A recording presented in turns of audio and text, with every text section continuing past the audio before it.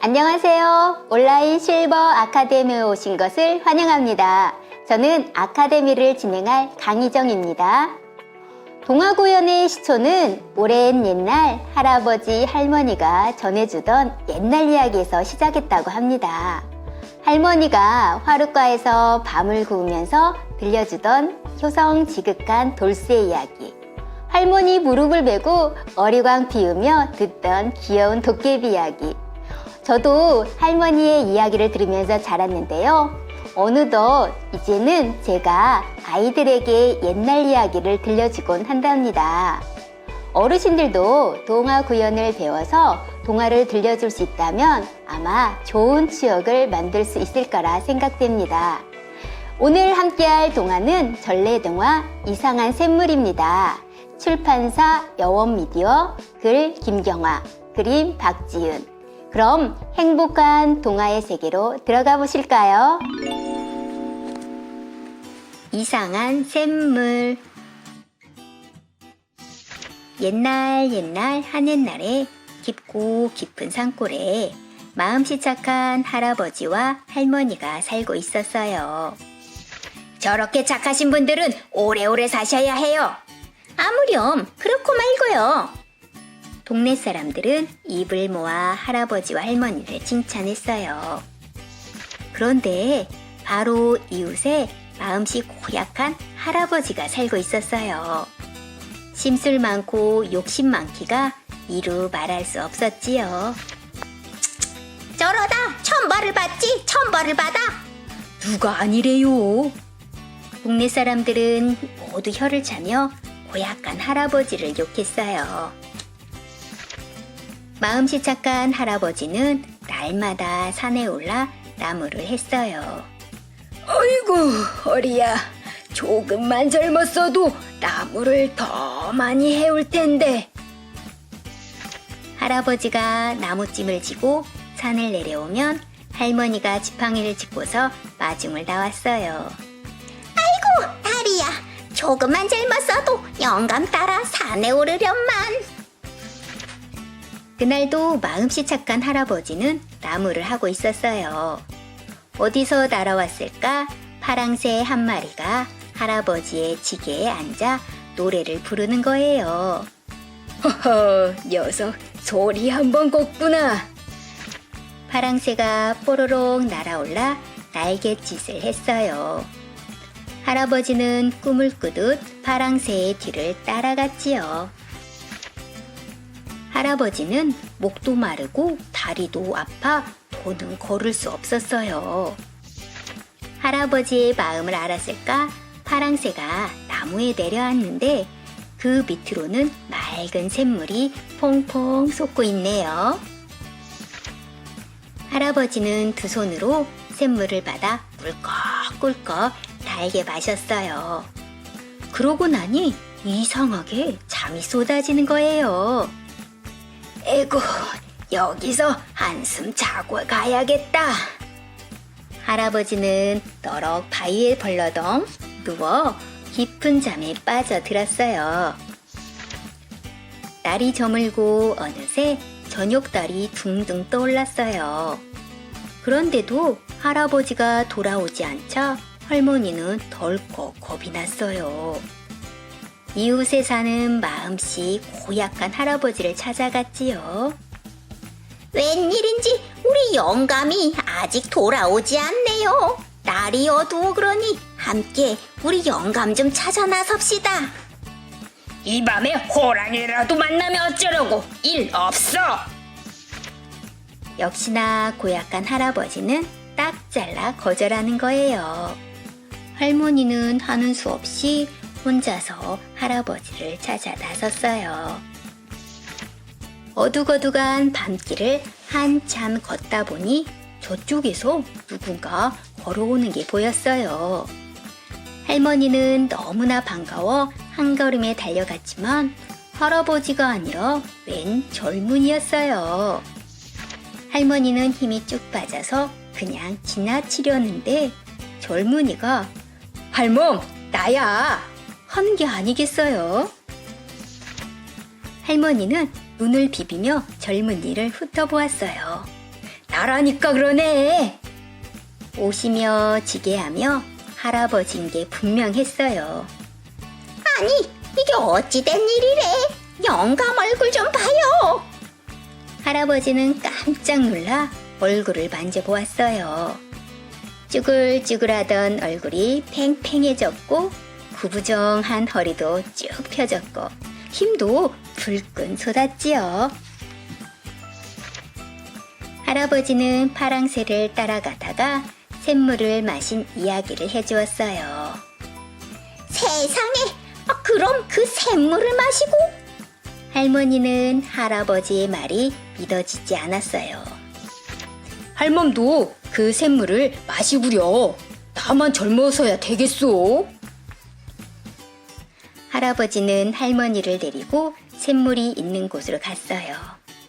샘물을 마신 할머니는 곱디 고운 색시가 되었어요. 아이고 배야! 아이고 배야! 마음씨 고약한 할아버지는 부러워서 견딜 수가 없었어요. 할아버지는 젊어진 부부를 찾아가 매달렸지요. 어떻게 하면 젊어지는지 나한테도 좀 가르쳐줘. 산속에 이상한 샘물을 마시고 이렇게 됐다오. 이상한 샘물? 그게 어디에 있어? 젊은 부부는 샘물이 있는 데를 가르쳐 주었어요. 마음씨 고약한 할아버지는 고개를 넘고 계곡을 건너 산속 깊이 들어갔어요. 커다란 나무 밑에 정말 맑은 샘물이 있는 거예요. 옳거니 이게 바로 그 샘물이랬다. 할아버지는 젊어지고 싶은 욕심에 샘물을 퍼마시고 또 퍼마셨어요. 그날 밤 마음씨 고약한 할아버지는 돌아오지 않았어요. 젊은 부부는 할아버지를 찾아 샘물이 있는 곳으로 갔지요. 그런데 할아버지는 온데간데였고 응예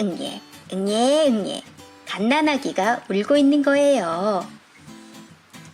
여보, 이 아기가 어떻게 여기 있는 걸까요? 영감이 샘물을 너무 많이 마셔서 아기가 되었나 보. 젊은 부부가 아기를 살짝 안아 올리자 아기는 울음을 뚝 그치고 벙긋벙긋 웃었어요. 여보, 우리가 이 아기를 키웁시다.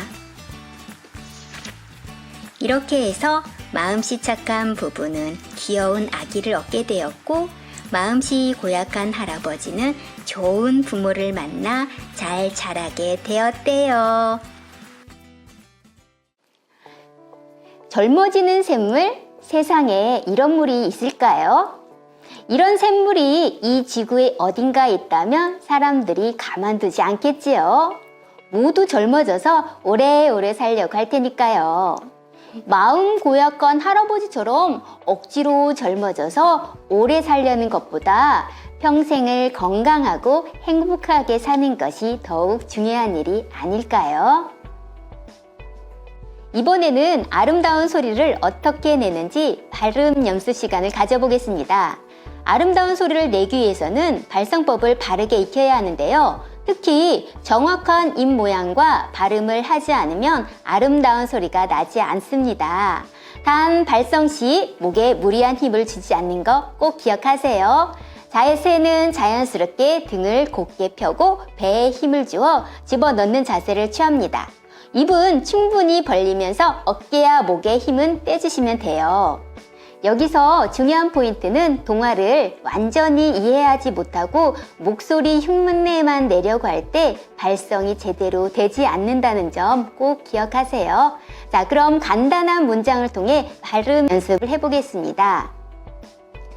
간장 공장 공장장은 강 공장장이고 된장 공장 공장장은 장 공장장이다. 네, 재밌는 문장인데요. 이 문장을 읽을 때 처음부터 너무 급하게 하면 잘 발음이 정확하지 않게 됩니다. 이럴 때는 천천히 한음 한음 천천히 읽기 시작하면 아주 훌륭한 단어 연습이 될 거라 생각합니다. 자, 그럼 우리 천천히 한번 따라해 보겠습니다. 간장 공장, 공장장은 강, 공장장이고 된장, 공장, 공장장은 장, 공장장이다. 네, 여기서 조금 연습이 되면 조금 속도를 내서 간장, 공장, 공장장은 강, 공장장이고 된장, 공장, 공장장은 장, 공장장이다. 네, 어렵게 보이지만 연습을 천천히 해가면서 속도를 내면 얼마든지 정확하고 또렷한 발음을 할 수 있다는 거 기억해 주세요. 자, 두 번째로 우리가 배울 거는 구연 포인트인데요. 구연자는 동화 내용을 잘 알고 있어야 자신감 있게 구연할 수 있답니다. 첫째, 동화를 읽고 동화의 전체적인 분위기를 파악해야 되고요. 내용을 파악한 후에는 전체적인 느낌을 세세하게 알기 때문에 재미있게, 자신감 있게 들려줄 수 있답니다. 둘째, 등장인물 역할 및 캐릭터를 잘 분석해야 되는데요. 젊어지는 샘물의 등장인물은 동네 사람들, 고약한 할아버지.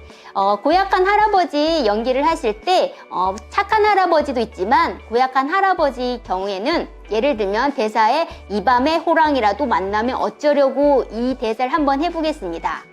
이 밤에 호랑이라도 만나면 어쩌려고 일 없어! 이렇게 고약한 할아버지의 느낌을 좀 살려서 내주시면 재밌는 구연이 되겠습니다. 자, 마음씨 착한 할아버지 할머니는 평상시에 자상한 소리를 내주시면 돼요. 자, 오늘 등장인물은 그렇게 어렵지 않은 인물들인데요. 우리 여기 배우시는 분들이 잘 생각하시면서 연습해보시면 훌륭한 동화 구연이 될 거라고 생각합니다. 어르신들, 오늘 구연동화 아카데미 즐거우셨나요? 손자, 손녀들에게 재미있는 동화를 전해주면서 제2의 인생이 시작됐으면 좋겠습니다. 오늘 함께해서 행복하고 즐거웠습니다. 감사합니다.